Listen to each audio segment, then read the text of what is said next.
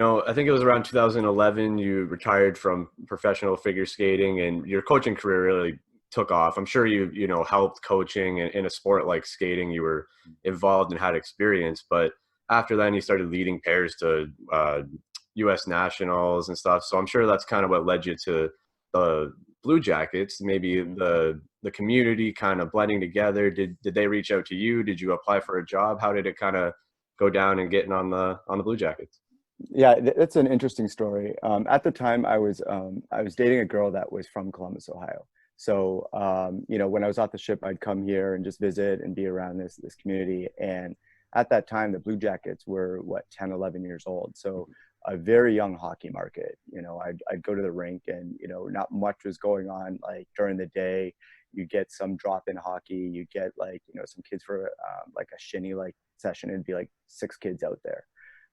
Fast forward to today, and you can't book a spot on the ice, so, but back then, I could see, I'm like, this is a really young hockey market. And when I was out in Connecticut training, my coach asked me if I wanted to start coaching and make some extra money while I'm training. And I'm like, sure. I've never really coached at the time, but I'd like to get on. And he goes, well, I got a phone call from a dad that his son wants to get on the ice and start getting some skating lessons.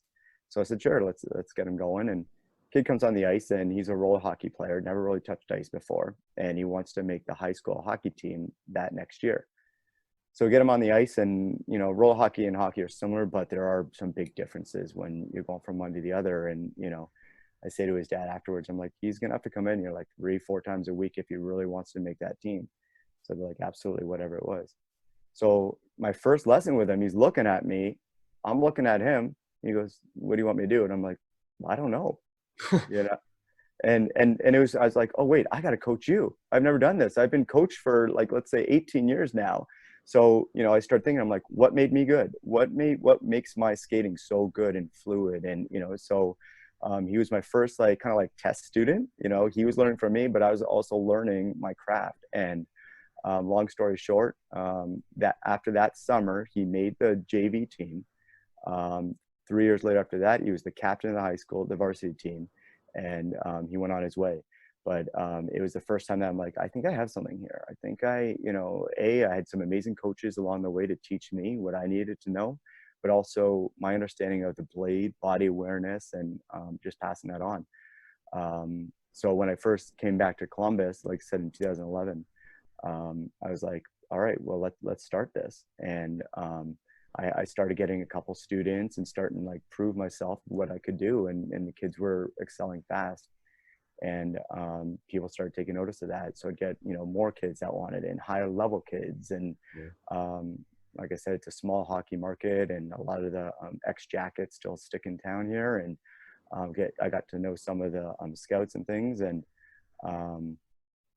at that time, Barbara Underhill and David Pelche were helping out on the Edmonton Oilers and Toronto Maple Leafs.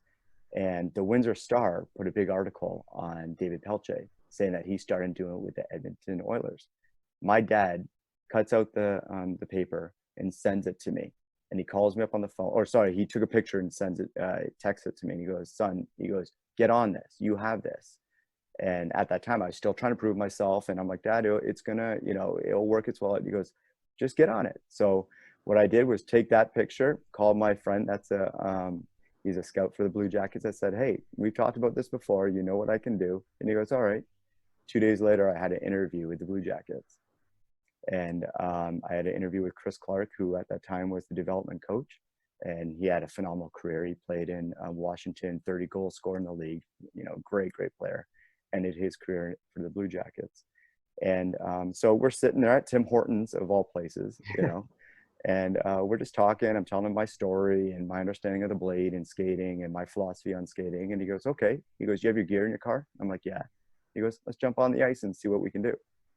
So we get on the ice, and I put him through a 20-minute session, what I do. And he looks at me and he goes, man, I wish I was doing this in my career. He goes, this is a no-brainer. I think a week later, I started working for him. That's unreal, man.